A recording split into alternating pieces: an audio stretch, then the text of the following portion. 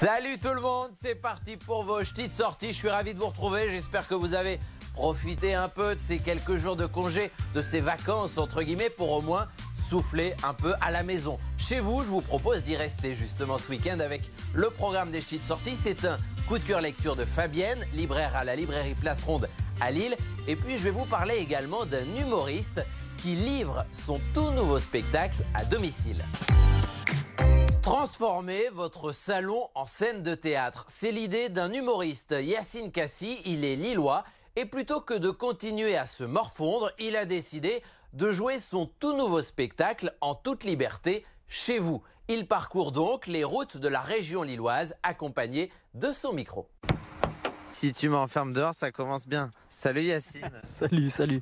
Tu m'emmènes où? Là, on va à Ronchin aujourd'hui. Certains commerçants se sont lancés dans le click and collect. On vient chercher par exemple de la nourriture, c'est vrai pour les restaurateurs. Toi, tu vas directement à domicile, tu fais de la livraison. Qu'est-ce que tu vas livrer? Eh ben, je vais livrer un spectacle d'humour. Si on livre des pizzas, si on livre des burgers, pourquoi pas livrer des spectacles en fait. C'est-à-dire que ni le streaming, ni jouer dans la rue, le street stand-up, c'était pour toi? L'avantage du stand-up, clairement, c'est que c'est un art qui n'a pas besoin de beaucoup de matériel, beaucoup d'éléments de décor. C'est un mec qui parle comme ça à des gens. Je pense que le spectacle, le stand-up, ça doit rester quelque chose de vivant. C'est un échange entre les gens et l'artiste. Yacine, j'étais venu te voir lors de ton premier spectacle, La Connerie Humaine, que tu jouais à Lille. Là, on est sur un second spectacle. Est-ce que dans l'écriture, du coup, tu t'es adapté pour pouvoir jouer chez les gens? On dit que dans un théâtre, le public, il est comme dans un salon. Dans le stand-up, c'est ça qui est bien, c'est qu'en fait, on a des convives, on est là et c'est une discussion qu'on a entre amis. Bon, sauf que c'est moi qui parle pendant 1 heure, donc il n'y avait pas une grande adaptation. Parce que je suis en train de conduire en même temps et les gens à Ronchin. Et j'ai l'impression que tu sais pas où on va en fait. Mais non, mais les gens à Ronchin. C'est vrai qu'il y a du monde. Hein. Là, c'est jour de fête, j'ai l'impression. Il parle de quoi du coup? C'est un spectacle qui s'appelle En toute liberté. La liberté de chacun, que ce soit de penser, la liberté de dire. Est-ce qu'on peut dire certaines choses ou pas? La liberté d'aller et venir qui en pâtit un petit peu en ce moment. En ce moment, c'est l'état d'urgence, donc c'est l'absence de liberté. Et c'est un thème justement que j'aborde. Bon, j'ai vraiment l'impression que tu sais pas où on va là. Je sais pas où on va. En fait, on va jouer chez des inconnus qui sont même pas au courant. Tu penses qu'on va jouer chez des gens? Parce que là, je pense. Ça peut être un concept aussi d'arriver et qui sont pas prévenus. Tu vois, tu coupes le match de foot et tu t'installes. C'est ça. Il y a d'autres personnes qui ont payé pour vous et les autres, on les met en streaming du coup. Jouer chez des gens, c'est forcément face à un public restreint. Du coup, est-ce que c'est rentable pour un artiste de se déplacer comme ça? Je le fais pas pour l'argent. Là, mon objectif principal, c'est de rôder mon spectacle. Excusez-moi. Bonjour monsieur. On cherche Wavrin. On est où là? À Ronchin. Merci hein. Attention, il y a un train. Pourquoi il klaxonne derrière? Je sais pas. Il pense que ça va faire venir le train bleu vite. Il y a un gars derrière en train de me dire mais fonce. On est à Wavrin ici. Là on est à Wavrin et on va à Ronchin. Là on va à Ronchin. Non, on va à Wavrin. Viens, on va à Servin. Ça n'a rien à voir. Mais vu que ça finit en 1. On a à 2 doigts de rejouer le train pour peau de Chevalier Las Palais. Ah, ça y est, on est arrivé. C'est quoi ton matériel pour livrer un spectacle à domicile? Bah voilà, le fameux sac isotherme avec un projecteur à l'intérieur et un micro. Bonjour monsieur. On est à Wavrin ou Ronchin au final? On est bien à Ronchin. Merci Franck. Alors on rentre chez vous. Tous les spectateurs sont là? Comment tu t'appelles? Gaspard. Gaspard.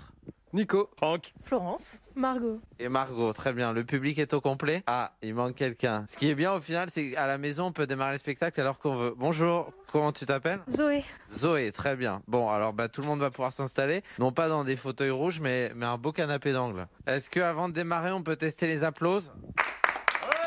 Là, j'ai chauffé ton public, hein, Yacine. C'est génial. Tu veux pas faire ma première partie? Non, ça ira. Bien sûr, on va rire ce soir dans le cadre des règles sanitaires. Et pour vous le rappeler, j'ai remis un poster de Jean Castex avec moi. On va commencer par un sujet qui nous concerne tous. À propos de la liberté, l'argent. Qui pense ici que l'argent fait le bonheur? C'est bien, majoritairement on lève la main. Hein. C'est là où on reconnaît les pauvres.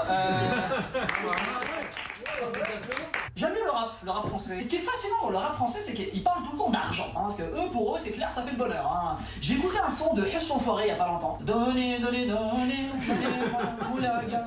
Donnez, moulaga. Et ce qui est bien avec les rappeurs aujourd'hui, c'est qu'ils inventent continuellement des mots pour dire argent. Tiens, maintenant, tu peux dire moulaga, khalis, oseille, lové, fraîche, moula. Caramel. Avec la crise économique que traverse la France, bientôt il y aura plus de synonymes du mot argent que d'argent.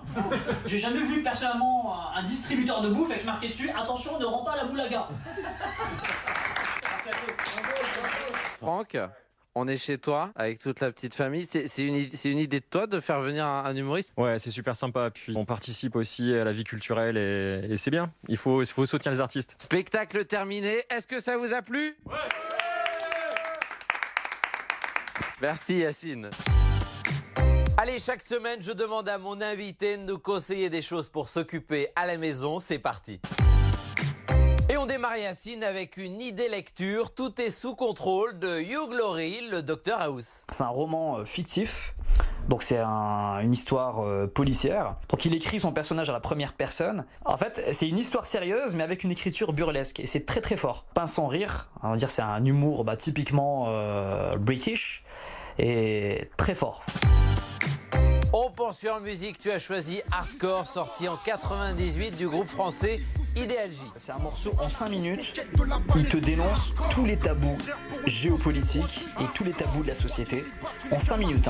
C'est-à-dire qu'une ligne, un tabou. Et c'est entrecoupé à chaque fois de la fameuse gimmick de Hardcore.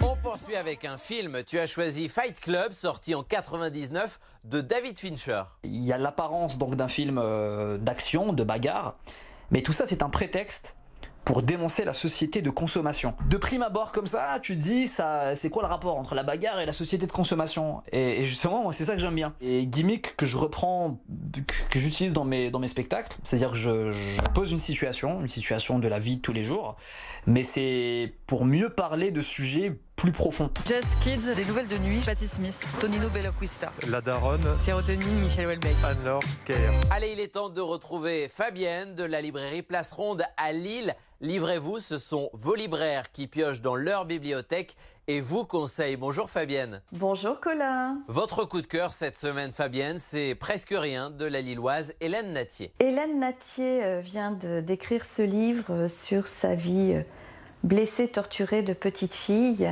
et sa vie empêchée de femme. C'est l'histoire de sa jeunesse, de son enfance, qui lui est remontée à la figure il y a quelques années. C'est dans la ligne du Consentement de Vanessa Springora ou de la Familia Grande de Camille Kouchner. Ça a beaucoup d'écho ici à Lille puisque Hélène Nattier est très connue parmi nous. Elle est commerçante, elle est présidente de l'association des commerçants du Vieux-Lille. Et je dois dire que son écriture m'a beaucoup troublée, ce texte m'a énormément troublée et j'invite vraiment beaucoup de personnes à le lire. Je dirais presque que c'est la parole d'une anonyme, mais pour nous, c'est beaucoup plus troublant et beaucoup plus parlant. C'est une mise à nu, c'est Hélène à voix nue, c'est magnifique. Je vous invite à la lecture et à la réflexion. Merci beaucoup à Fabienne de la librairie Place Ronde à Lille. Merci également à l'humoriste lillois Yacine Cassi. Merci à vous, prenez soin de vous, à la semaine prochaine. D'ici là, on s'appelle évidemment et on se dit quoi ?